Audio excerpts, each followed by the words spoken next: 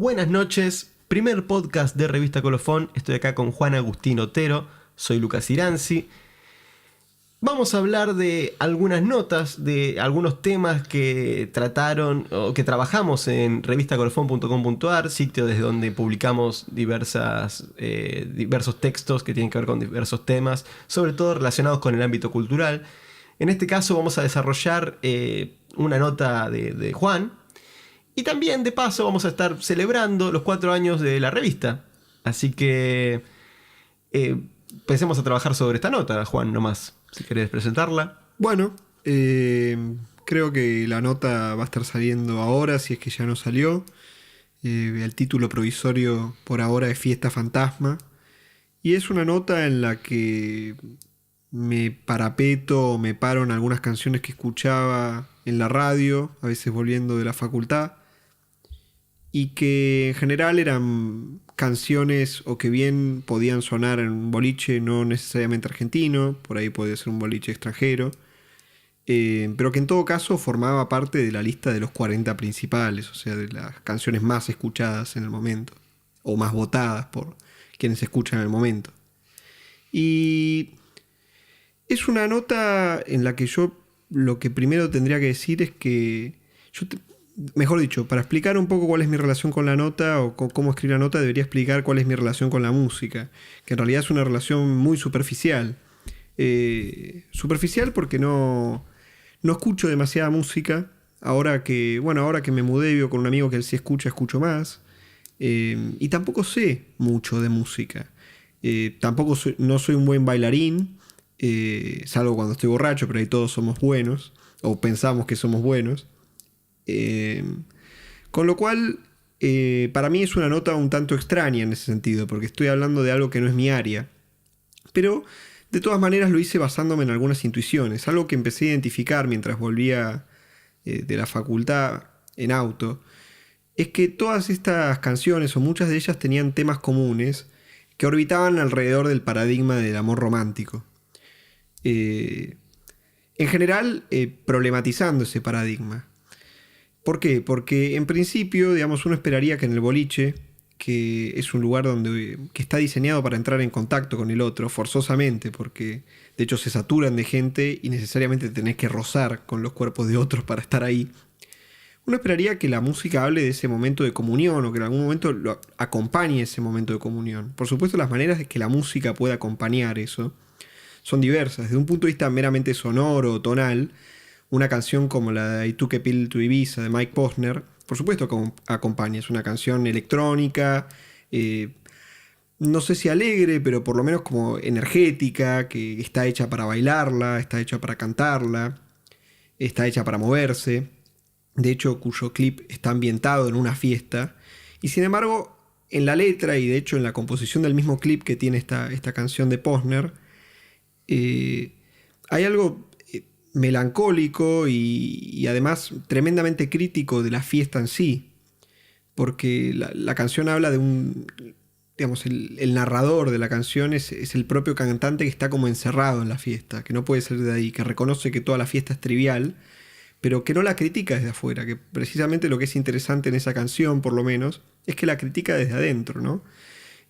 Critica la imposibilidad de conectarse al margen del dinero, de la fama, el reconocimiento, de algunas experiencias recreativas con drogas. Pero en el fondo parece que hay como una especie de nexo cortado con la comunidad. Y Posner, en una entrevista que le hacen después sobre esa misma canción que se volvió un hit y con la que facturó millones de dólares, él dice: me alegra que la gente pueda escuchar esto y alegrarse y bailar con esto, porque la verdad es que para mí era algo bastante denso y triste que escribí y que compuse.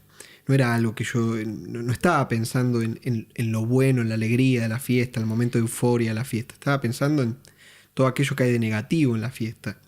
Entonces a mí algo que me llamaba la atención, y es algo que describo a lo largo de un par de canciones que elijo, es que, o a veces de compositores, bueno, en general son canciones individuales, pero también a veces hablo de algún compositor, de alguna banda, es que en el lugar diseñado para hacer contacto, en el lugar diseñado para digamos, para poner en marcha el deseo, si uno lo quiere poner en esos términos, se escuchan canciones que tienen más bien un tono de fin de fiesta, de imposibilidad de hacer contacto, de imposibilidad de realmente conectarse con el otro. Entonces uno se pregunta, digamos, qué hay de fondo ahí, qué está ocurriendo, por qué, digamos, en una industria cultural, porque esto es producción de cultura de masas. Se está escuchando esto, por qué de alguna manera esto vende. ¿Hay conciencia o no respecto a este tema? A mí me parece que alguna conciencia hay. De hecho, hay otro tema que toco, otro tema del que hablo en la nota, que es un tema de Puth, creo que se pronuncia, que se llama Attention, ¿no? Que el tema también habla de un vínculo frustrado, como un hombre y una mujer que se persiguen en fiestas en Los Ángeles, y que se reconocen el uno al otro, que están ahí, pero nunca terminan de entrar en contacto entre los dos.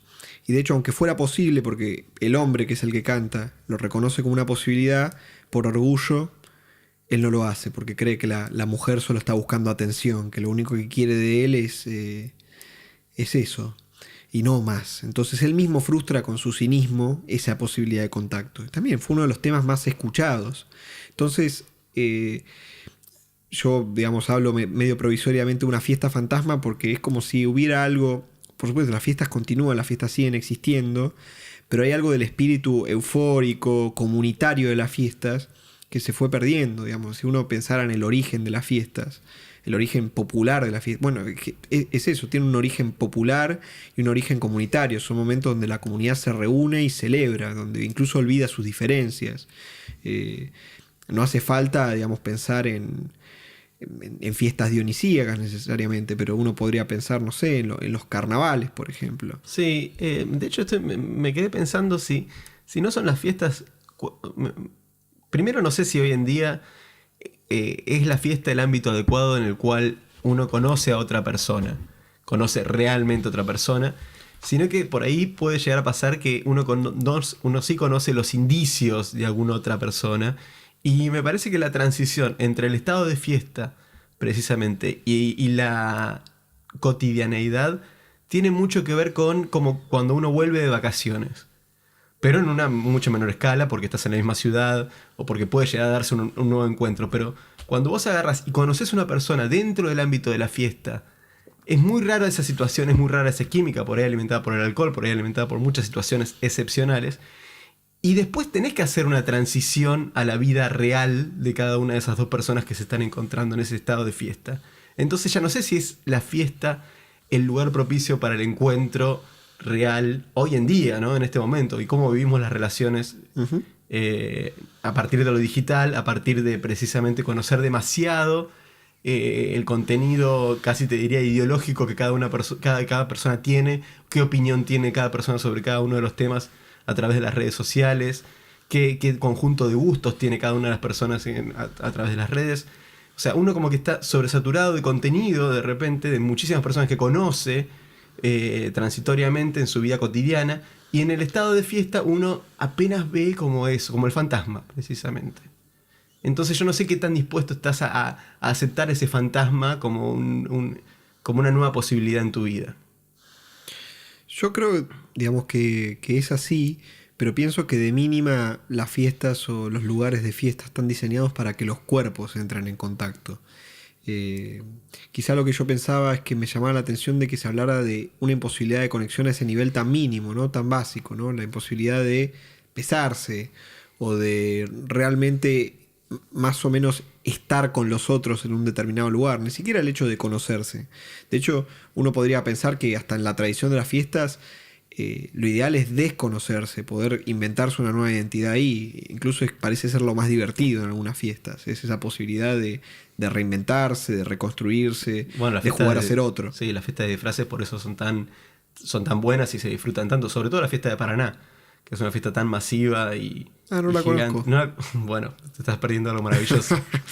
Pero precisamente yo cuando la viví, me pareció increíble porque de repente todo el mundo, o sea, todos los que participan de esa fiesta preparan durante todo el año su disfraz, Claro. y cuando vas ves un mundo fantástico al fin y al cabo, y al mismo tiempo lo que pasa con cualquier máscara en cualquier situación, la máscara te permite ser otro o te permite ser vos mismo, esa ambigüedad que siempre se presenta.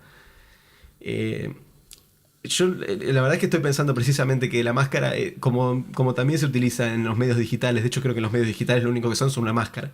O sea, y por eso funcionan tan bien quizás al establecer otro tipo de relaciones, porque es pura máscara. En cambio, cuando vos precisamente tenés un cuerpo, el cuerpo es bastante real. El cuerpo no te deja mentir Sí. tanto, sobre todo si entras en un contacto, o sea, si salís del ámbito oscuro por ahí, o sea, el boliche tiene la ventaja de la oscuridad, de cierto juego de luces, de maquillaje, de cosas que te posibilitan creer otra cosa de la otra persona, pero en la medida que haya contacto físico, en la medida que entres en otros ámbitos, vas a empezar a ver sí o sí lo real. El cuerpo es muy real, tarde o temprano. Sí, y el cuerpo te limita, ¿no? Te pone ciertos límites que en principio en la digitalidad o en ciertas comunidades digitales pueden ser eludidos o sorteados. Uno podría pensar que por ahí en una comunidad digital estás restringido por tu forma de usar el lenguaje, en algún punto, ¿no? Hay gente que escribe de una manera, gente que escribe de otra, con más precisión, con menos precisión, gente más persuasiva, gente menos persuasiva. Eh, pero lo que sí no tenés es un espacio de representación física definido. Entonces, como no tenés ese espacio de representación, podés jugar muchísimo más. Digamos, podés cambiar cosas que no podés cambiar en cuanto a la presencia corporal, o que podés cambiar muy limitadamente, ¿no? Respecto de tu apariencia, respecto de cuál es tu cara, ¿no? Eh, y sí, creo que en algún punto en esos espacios que son espacios muy novedosos, digamos, por momentos uno los naturaliza, ¿no? Parece como si hubieran estado siempre, pero no han estado siempre y de hecho han como ido evolucionando y desarrollándose. Perdón, ¿a qué espacio te referís? A los espacios digitales, quiero decir que son espacios nuevos donde también un poco se juega lo mismo que en esto que yo trataba de referir antes, ¿no? Que hay como un espacio de contacto que está frustrado por algo. Pero la lógica de esas comunidades me parece distinta que la del boliche porque no es la lógica de una fiesta. No es la lógica, y no son lógicas con algún tipo de tradición popular en el fondo, porque la mayoría de las comunidades en internet, incluso aquellas que están orientadas al sexo, al éxito sexual, a la pornografía, cierta forma de pornografía o de erotismo o de interacción sexual que nunca queda claro si es con otros, con internet o a través de internet con los otros. Eh, Esas comunidades son sectarias, digamos, están definidas por preferencias que son bien grupales y que no pretenden ser de la comunidad. Por ejemplo, como alguna vez ya hablamos, la comunidad de la Red Pill, que es una comunidad de hombres, también de mujeres, pero esencialmente de hombres, que consideran que existe algo así como una división esencial entre hombres fuertes y débiles, alfa y beta, y que esa división esencial se da en relación con varias cosas. Una de las variables primarias es tu actitud frente a las mujeres, si te dejas dominar por una mujer o no, si te dejas engañar por una mujer o no. Perdón, pero ¿se someten a ese juicio entre los propios participantes del foro? ¿O como, o sea, Sí, se sí. acusan de alguna manera de betas? Se acusan de betas, sí, sí, sí. Se acusan de betas, se descalifican entre sí, y de hecho tienen como una propia jerga para hablar de todo esto. Y lo curioso es que realmente funciona en algún punto como una secta, ¿no? Se cumple lo que algunos cientistas sociales han determinado que ocurren en grupos cerrados, ¿no? Que a medida que estás en un grupo cerrado y conversás, no ocurre lo que uno pensaría que pasa cuando uno discute en grupos. Uno tendría que pensar que cuando uno delibera, las posiciones se arbitran y se vuelven más moderadas, pero se ha probado empíricamente, por ejemplo, unos estudios que hizo Sunstein, que es un teórico del derecho, pero también se dedica a estudios comportamentales, eh, que depende de la composición del grupo. O sea, si el grupo está compuesto por personas que todas piensan lo mismo, después de una deliberación, todos van a extremar sus posiciones. Entonces uno lo que ve es que entra mucha gente curiosa, digamos, en general hombres con dificultades para acercarse a las mujeres, para abordarlas, con alguna experiencia humillante, tal vez de por medio, en general gente joven, joven en un sentido que adolescentes, y que con el tiempo, digamos, van creyendo cada vez más en aquello que es la doctrina en la Red Pill, esta división tajante entre hombres alfa y hombres beta, esta idea de que las mujeres prueban el valor social de los hombres y que en ese sentido uno tiene que tratar de aumentar su propio valor social para poder seducir mujeres, que de otro modo no existe manera, que también hay como una suerte de disputa, cada vez que cada seducción es como una suerte de disputa entre distintos framings, ¿no? O eso es lo que cree la Red Pill. ¿Qué significa framing? Claro, como un encuadre, una forma de ver las cosas. Entonces, cuando un hombre intenta seducir a una mujer, se encuentra con que la mujer resiste desde un determinado framing, desde un determinado marco. Entonces, por ejemplo, uno empieza a seducir a una chica haciéndole chistes. Y la mujer en general va a mostrar cierta resistencia a eso, va a tratar de mostrar su propio marco de referencia, ponerte a vos en el lugar del que está siendo burlado, y en algún punto la seducción implica vencer ese framing de la mujer y poder imponer el propio framing, y ahí es cuando la seducción para los de la Red Pill se completa. Sí, no me queda claro que esto sea así o no. De todas maneras... Perdón, pero es un nivel analítico muy muy grande y me llama la atención lo siguiente, lo que vos decís de que un conjunto de personas cuando se juntan y piensan todos lo mismo, después terminan extremando su posición. Obviamente lo que entiendo por lo que estás diciendo es que estas personas se juntan en este foro y terminan extremando su pensamiento y extremando también el nivel de análisis sumamente particular que no tiene nada que ver quizás con la humanidad o con lo que entendemos con lo complejo que es el ser humano como tal. O sea, es como un conjunto de referencias en un foro determinado. Que van formando su propio código, ¿no? No solamente extreman sus posiciones, sino que es una comunidad que activamente elabora un lenguaje y una manera de entender las cosas. Eso es lo llamativo, ¿no? Que no es solamente una comunidad de personas que tienen una actitud hostil ante las mujeres. Es eso, pero además es una comunidad de personas que va formando una especie de aparato analítico para darle forma a esa hostilidad. Hay que reconocer de todas maneras que en esta comunidad, que es una comunidad sectaria, como había dicho antes, además de los aspectos negativos, criticables que están a la vista y no vale casi la pena detenerse a pensarlos, sí es cierto que en algún punto esas comunidades permiten que muchas personas que tienen dificultades por ahí para abordar a mujeres, o sea, muchos hombres heterosexuales que tienen ese problema, finalmente más o menos lo puedan hacer, porque abundan consejos prácticos respecto de qué es lo que hay que hacer, qué es lo que no hay que hacer.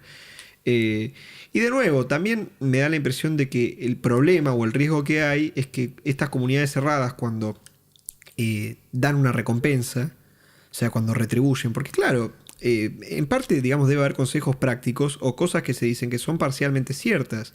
Si hay gente que habla de sus propias experiencias, de cómo le fue bien, cuándo le fue mal, uno se pone a leer esas experiencias y trata de aplicarlas prácticamente a la seducción, muy entre comillas, en algún momento algo se supone que uno termina aprendiendo. Ya de base es raro que termines en un foro leyendo eso, pero al margen de eso es posible que por medio de esa lectura y con un poquito de valentía, en algún momento te vaya un poco mejor si tenés muchas dificultades. Pero si te sentís mejor, digamos, porque te fue bien en base a esa lectura, vas a volver al foro agradecido y además creyendo que lo que se dice ahí es cierto.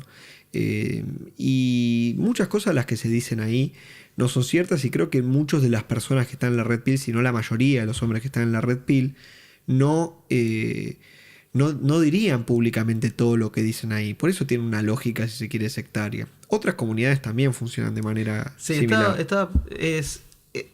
Hay una cuestión que está establecida a nivel popular, si se quiere, que es la grieta, por ejemplo. Y hay ciertas grietas que son reales, pero también es muy extraño cómo se va definiendo cuando no estamos hablando de ciertas injusticias económicas, sino que estamos hablando de ciertas diferencias ideológicas, y empiezan a haber también, suponete, formas de leer al otro. ¿no? Y entonces ciertas lecturas, suponete, ciertos razonamientos que necesitan mucho tiempo, mucho trabajo y mucha interpretación, vamos a llamarlo, por decirlo de alguna manera, lugares intermedios, si se quiere, o sea, no un espacio, no, por ejemplo, vamos a decir, no un machista, ¿sí? No vamos a pensar como un machista o un fascista o alguien retrógrado, alguien con un... No, vamos a pensar como alguien que está en un lugar de aprendizaje, como decís vos, y que empieza a aprender otras herramientas, viendo otra realidad y entendiendo otra cosa. Esos son los lugares que a mí me sorprende cuando escucho por ahí la televisión o cuando escucho a mi compañero de trabajo, que veo que están completamente lididos, o sea, como que piensan que hay... Si vos decís y actúas de determinada manera, o sos un zurdo o sos un facho.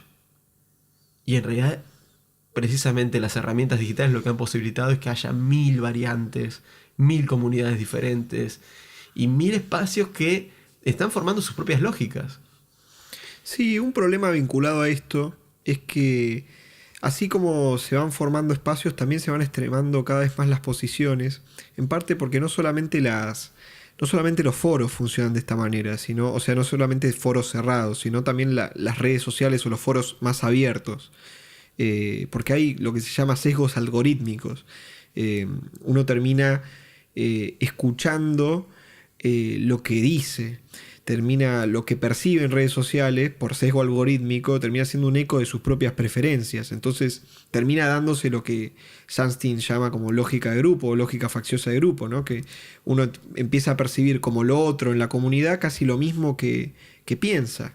Entonces ahí vos tenés un problema porque terminás estando determinado por tus preferencias iniciales y no podés hacer un aprendizaje en sentido holístico y total. Porque uno pensaría que ciertos espacios públicos o ciertos espacios o ciertos foros son espacios donde uno tiene un derecho a ser oído, un derecho a hablar, un derecho a expresarse y una oportunidad de oír a los demás, ¿no? Existe como este rol activo de tengo derecho a hablar y este rol pasivo de tengo una oportunidad, no exactamente un derecho, pero tengo una oportunidad de oír lo que otros dicen.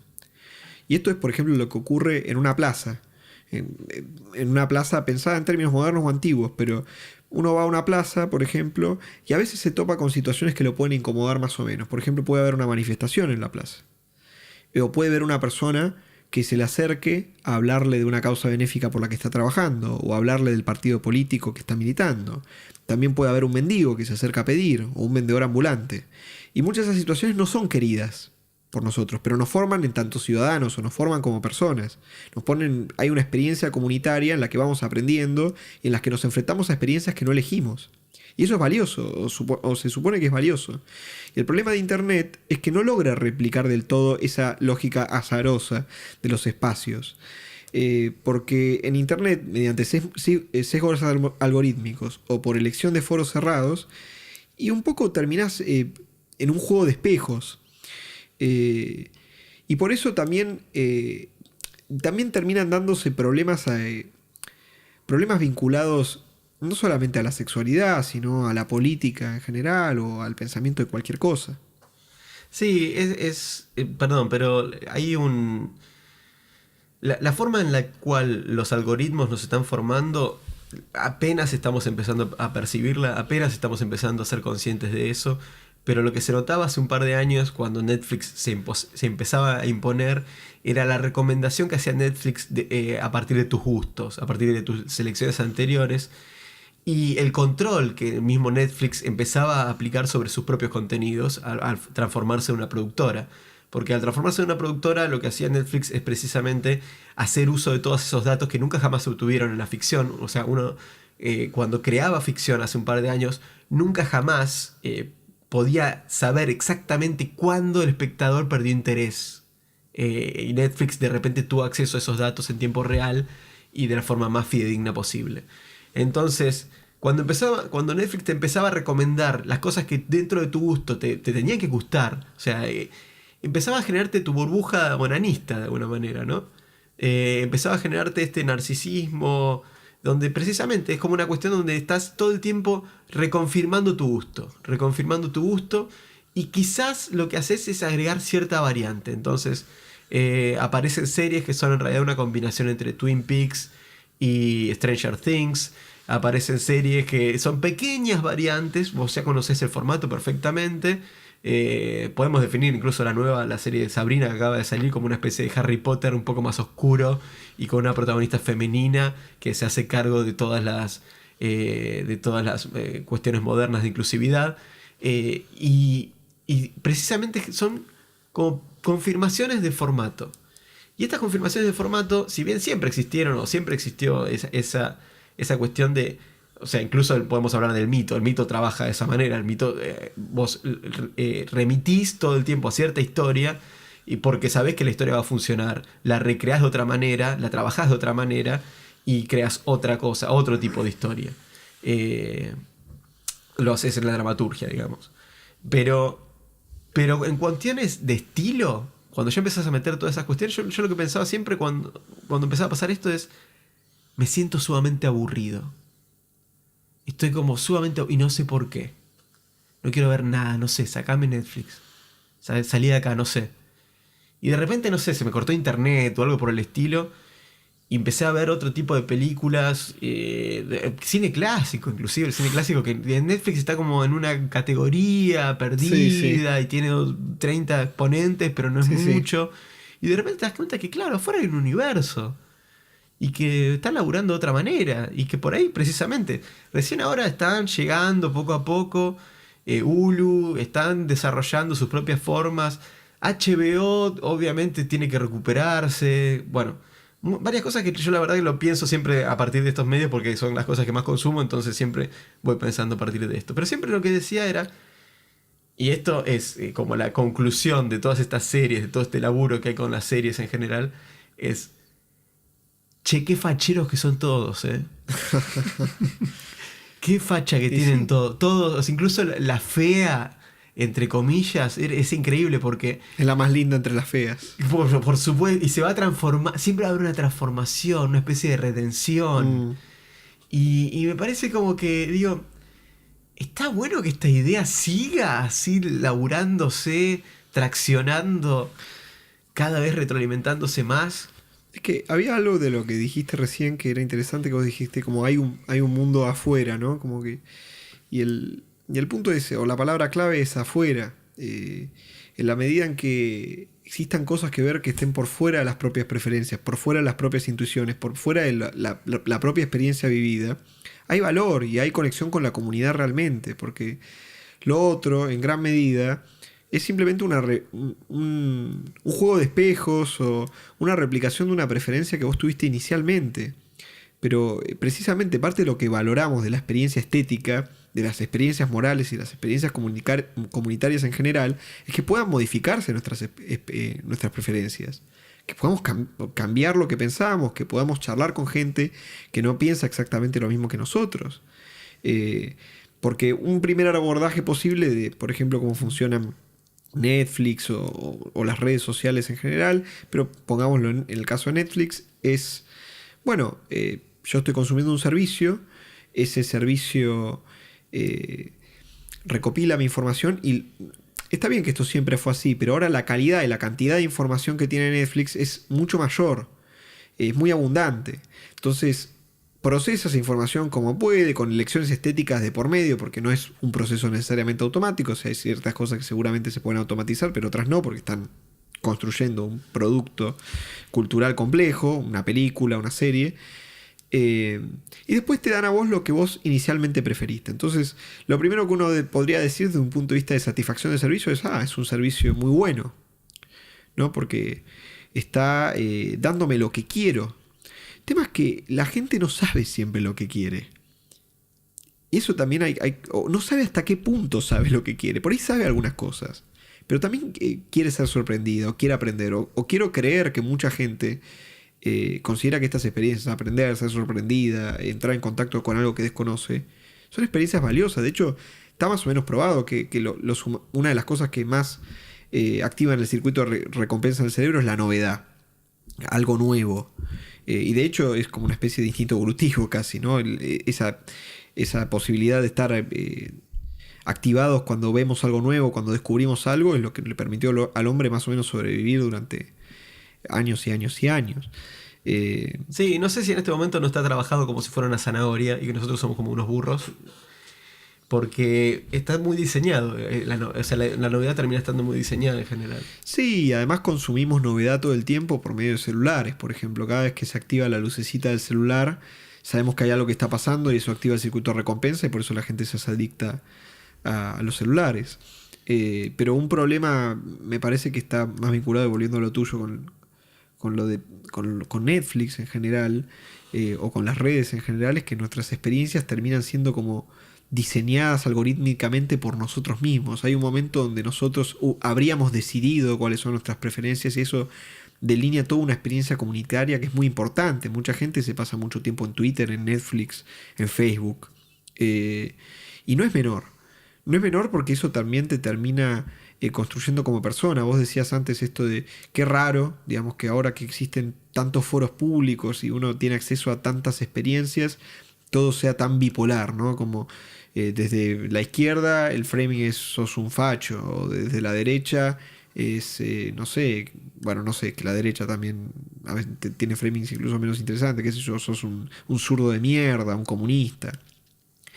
Eh, y parece como que hay un espacio, los espacios intermedios, como vos lo llamabas, no parecen estar muy habilitados. Pero claro, cuando uno empieza a pensar que en realidad el foro público no se comporta como un foro real, sino que está todo bastante compartimentado y que los compartimentos son más o menos estancos, y ahí empieza a haber problemas, porque claro, es lógico que la gente empiece a extremar sus posiciones, que revalide sus posiciones cuando las escucha de otros, refraseadas, reformuladas, mejor dichas, peor dichas, cuando entra en contacto con gente que solamente tiene sus mismas preferencias, y ahí uno empieza, incluso uno podría empezar a pensar, bueno, ¿qué pasa con las redes sociales en democracia, ¿no? Como son compatibles con la democracia, hasta qué punto podemos dejar que las empresas empiecen a regularlas o no. Digamos, yo creo que no es casual creo que las redes sociales habilitaron mucho al movimiento, a este último movimiento feminista para tener éxito, pero también lo habilitaron a veces para extremar sus posiciones. Yo no creo que el desarrollo de esta cuarta ola feminista hubiera sido igual sin estas redes que tienen sesgos algorítmicos. Creo que habría sido distinto. Sí, a mí me sorprende estar de acuerdo con todas las búsquedas del feminismo en general y en desacuerdo con ciertas formas de llevar a cabo estas búsquedas. Pero al expresar que estoy en desacuerdo con ciertas formas, o digo que estoy en desacuerdo de ciertas formas, estoy hablando de cosas muy, muy cosméticas. O sea, cuestiones que digo, no sé si esto va a terminar de servir a largo plazo. No sé si esto va a alimentar una forma de trabajar que no esté buena. Son detalles que la verdad me cuesta bastante desarrollarlos porque son cosas que voy pensando. Y en realidad son cosas que voy pensando porque cada cosa que trabajo o que hago, yo trato de introducirle cierta autocrítica bastante fuerte, bastante fulminante. Incluso, o sea, es tan fulminante que quizás puede parecer un discurso opositor, pero en realidad no es eso. Es precisamente decir, bueno, ¿cómo hacemos, cómo se le da una raíz más profunda a esto? Y claro, uno de repente, yo me encuentro en una situación donde no puedo empezar a expresar casi nada de esto porque puede interpretarse demasiado fácilmente para otro lado. Sí, el problema es como que estas lógicas facciosas en algún punto empiezan a funcionar no solamente en cuanto a que las posiciones se extremen en abstracto, sino que eso tiene consecuencias prácticas, porque como vos decís, si cada crítica más o menos cosmética, más o menos sustantiva que yo pueda hacer a cierto movimiento, puede ser interpretada de tal modo que yo me convierta en algo no solamente opuesto al movimiento, sino en algo nefasto, y que eso tenga una consecuencia moral que no es menor, sobre todo porque vivimos en redes sociales y aún suponiendo, digamos, que una discusión o algún tipo de scratch en redes no tuviera una consecuencia práctica en el mundo real, de todas maneras, como habitamos ahí, es una experiencia desagradable que uno no querría pasar. Pero sí, creo que digamos, como hombre uno puede decir algunas cosas y otras no tanto porque las experiencias son intransferibles y creo que hay buena parte de las experiencias que tienen las mujeres que yo puedo entender, pero sin embargo no me puedo ubicar en ese lugar por el sencillo hecho de que no soy mujer. También creo que precisamente como las redes funcionan ahora, como estábamos diciendo que funcionan, algunas discusiones se dificultan porque la gente se grita en redes, la gente no discute. Y precisamente como uno está acostumbrado a estar revalidándose permanentemente en lo que dicen los otros y regocijándose en eso, hay mucha dificultad para aceptar que lo que está diciendo el otro es un argumento y no una locura o un signo de maldad. Es verdad que también a veces no hay espacio, digamos, por formato, por ejemplo en Twitter, para hacer largas discusiones académicas, con un nivel de profundidad. Bueno, sí, más o menos, puede haber cosas más interesantes que otras, pero ciertamente yo he tenido conversaciones en Twitter, donde estoy conversando con el otro, y donde puedo admitir, y la verdad he admitido que sí, por ahí estoy equivocado, por ahí dije algo que no tenía mucho sentido, y bueno, lo reconozco y se terminó. O sea, no pasa nada, no es que estamos compitiendo permanentemente por ganarle al otro en una discusión que además no importa tanto, simplemente una experiencia compartida con otro. Importa para uno, pero no es que importa para el universo en su totalidad. Y creo que, por ejemplo, no sé, hay como ciertos argumentos que hay un feminismo mainstream que tiene alguna dificultad para aceptar. Por ejemplo, que las desigualdades sociales, incluidas algunas desigualdades de género, pueden deberse a una variable más que el prejuicio. Lo que no significa que el prejuicio no exista. Simplemente que los fenómenos sociales están integrados por varias variables. Entonces, si hay una desigualdad, por ejemplo, salarial en un determinado segmento del mundo laboral, es muy fácil y es tentador decir, bueno, es que es el machismo, es el patriarcado, es el prejuicio. Y probablemente en alguna medida el prejuicio incida. Pero el tema es ver en qué medida, investigarlo. No dar por asumido que eso es así. Porque de hecho hay estudios empíricos que demuestran que en algunas comunidades el prejuicio es más marcado, en algunos segmentos es más marcado y en otros es menos marcado. Sí, con respecto a eso, la verdad que es un tema súper complejo que sí, a veces se simplifica en exceso. Y el problema que yo veo es precisamente cuando se simplifica en exceso, no es que no exista el problema inicial. Por ejemplo, bueno, discriminación, se discrimina a la mujer para obtener un puesto alto de trabajo o un lugar jerárquico. Estás hablando de un lugar jerárquico y estamos todos peleando en el barro por ese lugar jerárquico que no tenemos, y hay una diferencia social y hay escalas sociales y quizás nunca tengamos porque están vinculados con de quién sos amigo y quizás está vinculado con un montón de variables que no podés ver o quizás no.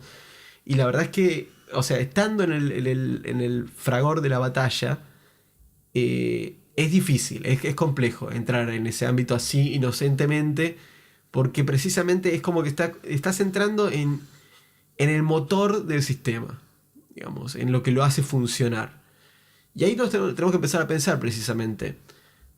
Una de las cuestiones que más me hacen ruido siempre es si la búsqueda del feminismo es validar el lugar de la mujer al mismo, que esté al mismo nivel que el hombre, que no haya, o sea, que no se beneficie al hombre en contra de la mujer desde un prejuicio.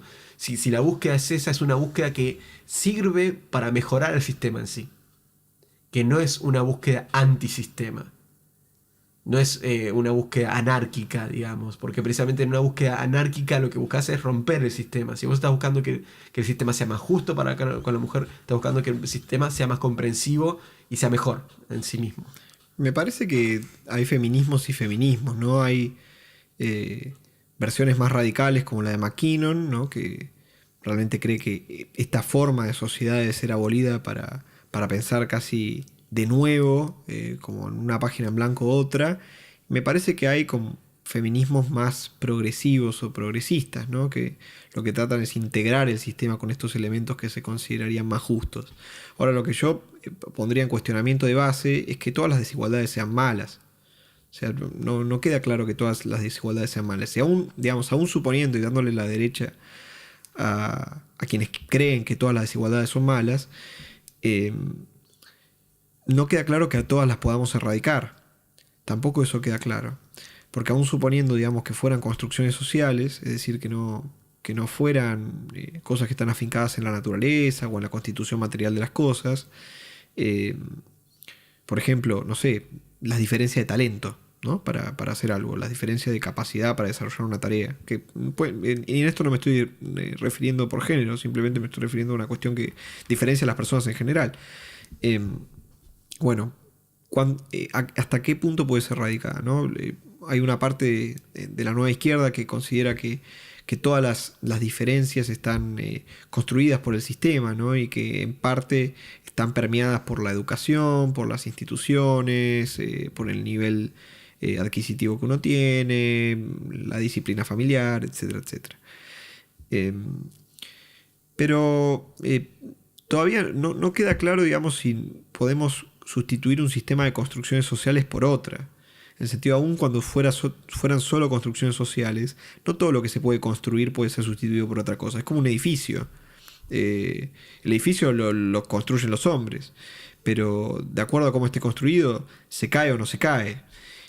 Por ejemplo, si quisiéramos pensar en una sociedad cuya actividad central fuera jugar a un juego de cartas, yo no sé cómo se articularía esa sociedad. Sí, además, ¿qué validación tendrías de la mayor parte de la gente? No, o sea, no estoy seguro. O por ejemplo, pensemos en una sociedad en la que, no sé, no mediaran relaciones de producción en general, ¿no? Como que fuera una sociedad en la que no se produce. Será una sociedad que se autodestruye. Entonces, déjame sí. poner un paréntesis ahí, porque es un tema que tenemos que tocar sí o sí. En algún momento, porque se habló en una nota de Colofón, así que tenemos que hablar de estas cosas sí o sí. En algún momento Houellebecq, el escritor francés, planteaba con su primer libro, Ampliación del campo de batalla, su primera novela de alguna manera, tuvo un libro anterior, pero es la vida de H.P. Lovecraft novelada de alguna manera.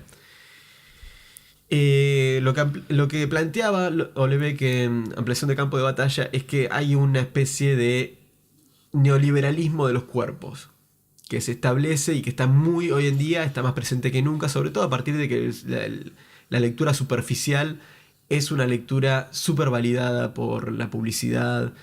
Si bien, o sea, obviamente la novela sale en los 90, en un momento en el cual el Club de la Pelea, bueno, hay varios grandes productos culturales cuya crítica fue precisamente ¿por qué somos tan superficiales? Pero ¿cómo hicieron esa crítica desde un lugar superficial también? O sea, pusieron a Brad Pitt y a Edward Norton diciendo ¿te parece que la vida es un chabón musculoso, refachero?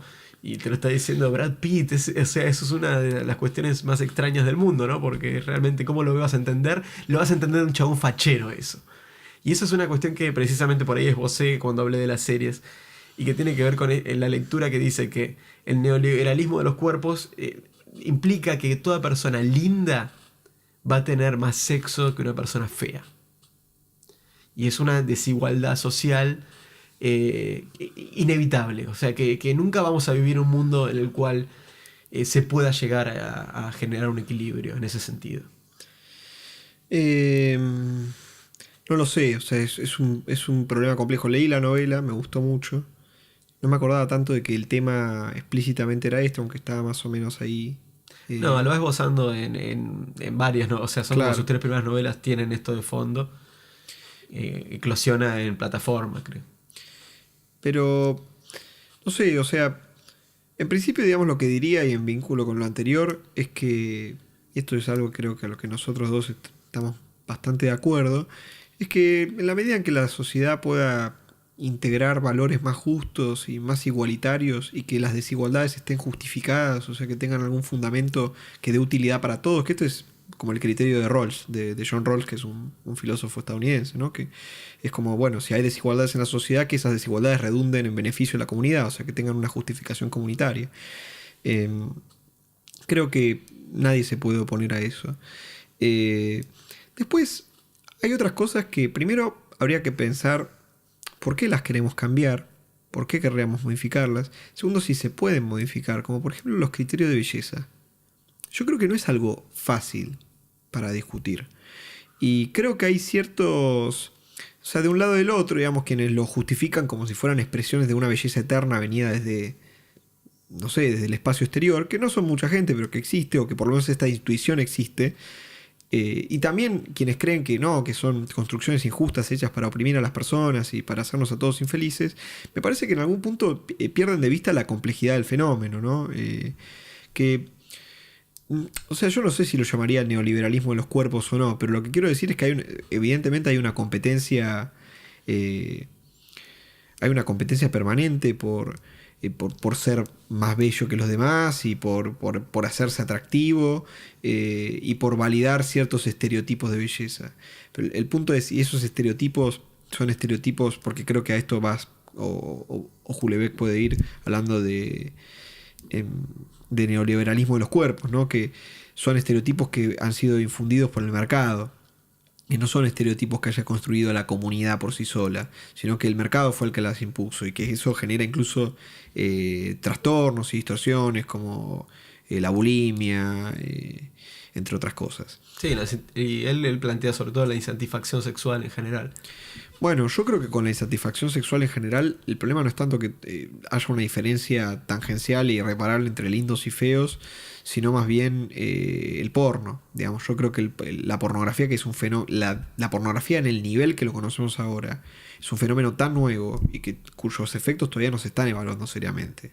Pero yo me arriesgo a pensar que la sexualidad toda va a cambiar, que creo que el nivel de deseo que se está manejando muchas veces es mucho más bajo, digamos, por experiencias que me comunican amigos, por mis propias experiencias. Creo que la sobreestimulación, que es un fenómeno que excede a la pornografía, pero que la incluye, es un problema, digamos, para sentir cosas, ¿no? Por ejemplo, pienso en las experiencias visuales. Antes alguien iba a ver un cuadro en una galería y era una experiencia visual en sí misma. Alguien, me parece, legítimamente podía pasarse 2 horas ahí mirando el cuadro. Hoy en día la gente en una galería camina con muchísima más distracción, a veces sacándole fotos a los cuadros, y la experiencia es distinta, es mucho más breve, porque estamos sobreestimulados, porque estamos bombardeados por experiencias visuales permanentemente. Pero en relación con el sexo, esto puntualmente, yo creo que está atrofiando o está modificando la manera en que nos vinculábamos sexualmente con el otro. De hecho, yo si tuviera que darle una recomendación a alguien muy joven, le diría que no mire porno. Digamos, que no se meta ahí porque va a ser demasiado tarde después. Que salga completamente del sistema de alguna manera. Que salga el porno.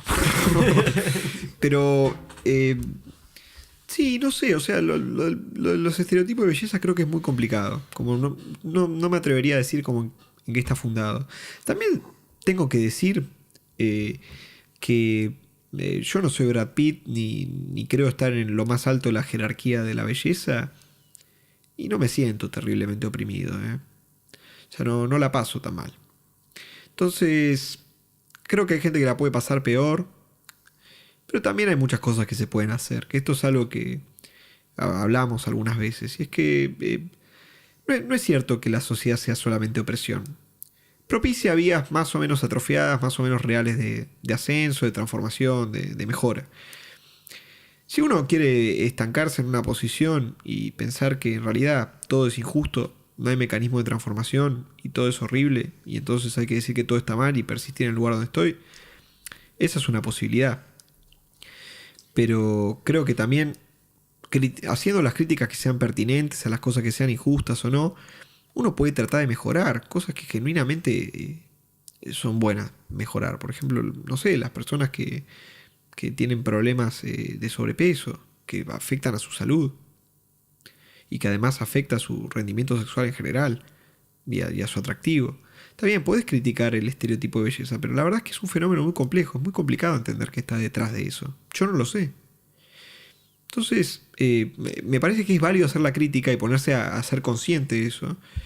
También es válido tratar de comer un poco mejor y de tratar de vivir mejor uno, porque la vida por ahora está dada dentro de un entramado de relaciones sociales más o menos estables, que van cambiando en el tiempo, porque existe la historia. Pero vivimos en sociedad, y la sociedad tiene normas, y la sociedad tiene criterios, y la sociedad te sanciona si no lo seguís. Y es duro, y es difícil. Y por eso criticamos y tratamos de mejorarlo en el tiempo, que es validísimo. Pero en el mientras tanto hay que seguir conviviendo en sociedad. Entonces, me parece que hay algunas conductas caprichosas que se afincan en esta sensación de que está todo mal, que ellos están en lo correcto, que está todo mal, que esto que diseñamos, este monstruo horrible que la sociedad nos está haciendo mierda. Que puede ser, y de hecho lo es cierto con respecto a ciertas personas, sobre todo para aquellos que están en una posición más vulnerable de un punto de vista económico. O para ciertas minorías durante muchísimo tiempo. Ahora, por suerte, muchas cosas se fueron revirtiendo. Pero no es verdad para la mayoría de una burguesía más o menos acomodada. No es cierto, digamos, la sociedad te propone juegos, formas de mejorar, competencias, experiencias comunitarias. Entonces, la sociedad no es solamente ese monstruo horrible. Y creo que eso es algo que se pierde de vista. Sí, pero ¿sabes en qué medida siento que es poco estratégico de parte de aquellos que impulsan o que buscan el cambio de alguna manera, buscan las modificaciones, que no contemplen lo siguiente? Por un lado, la lectura casi adolescente de ciertas obligaciones sociales. O sea, a mí también me encanta la idea de mandar a cagar las obligaciones, porque la verdad es que es un fastidio pagar las cuentas. Es una mierda. Sí, la odio. Y odio que no me gane el dinero. O sea, creo que en eso estamos casi todos de acuerdo. Sin embargo, hay cierta hipocresía a la hora, o hipocresía o cierta conducta extraña a la hora de entender que hay otro grueso de la población que no está mal, y que precisamente como no está mal, o sea, lo que dicen es, bueno, pero ellos deberían estar pensando en los que están mal. Y yo creo que si vos atacás de esa manera, atacás directamente así, son unos hijos de puta, ¿viste? O incurrís en el insulto, o incurrís en la marginalización de esas personas y no cuentan, o haces todo eso, simplemente precisamente dejás de ver el sistema, y cuando dejás de ver el sistema, te dejás de ver vos, o sea, dejás de ver tu modificación también, porque no sabes a qué estás modificando. Y es un asunto muy complejo, porque realmente siempre es, creo que el apunto, si quieren, o sea, aquellas personas que les gusta decir, ese es el enemigo, eso es lo que hay que... bueno, vamos a pensarlo en esos términos. En la guerra jamás dejas de pensar al enemigo y de entender qué está buscando el enemigo y cuál es su comodidad y cuál es su búsqueda. Nunca dejas de hacerlo, nunca lo descalificás. Nunca, o sea, porque precisamente si haces eso, ya no lo ves. Y si ya no lo ves, estás perdido. Porque no sabes de dónde viene, no sabes qué busca, no sabes qué hace. No, es que el problema es que el enemigo empieza a ser sustituido por una especie de imagen sólida que no tiene fisuras, y las personas y las comunidades no son eso. Son fenómenos complejos que obviamente tenemos lugares comunes para pensarlos porque nos sirven, son heurísticas, son maneras de resolver problemas y de entender más o menos a qué nos enfrentamos, pero todo movimiento político que aspire a eventualmente dominar la sociedad o a modificarla parcialmente, porque nunca la va a poder dominar del todo, también debería tener en cuenta la persuasión de una mayoría que está indecisa, o una mayoría que tiene preferencias moderadas, y de las personas que tienen la preferencia opuesta. Yo creo que hay una cosa curiosa con las nuevas izquierdas o con la izquierda mainstream, ¿no? Que por un lado parecen disociadas de los sectores populares en muchos de sus reclamos.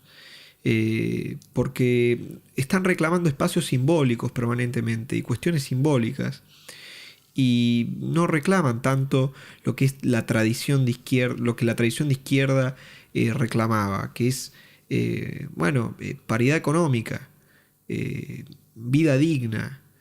Lo reclama, pero lo reclaman en un segundo plano. Parece que los reclamos más importantes son otros, que muchas veces son simbólicos. Algunos son materiales, pero muchos son simbólicos. Entonces hay como una especie de disociación por ese lado. Y por otro, hay como una asociación con el mercado, que eso también es raro, ¿no? Porque hay como una disociación con el sector popular y una asociación o cierta asociación con aquello que estarían combatiendo, ¿no? Porque yo creo que se vende izquierda desde el mercado.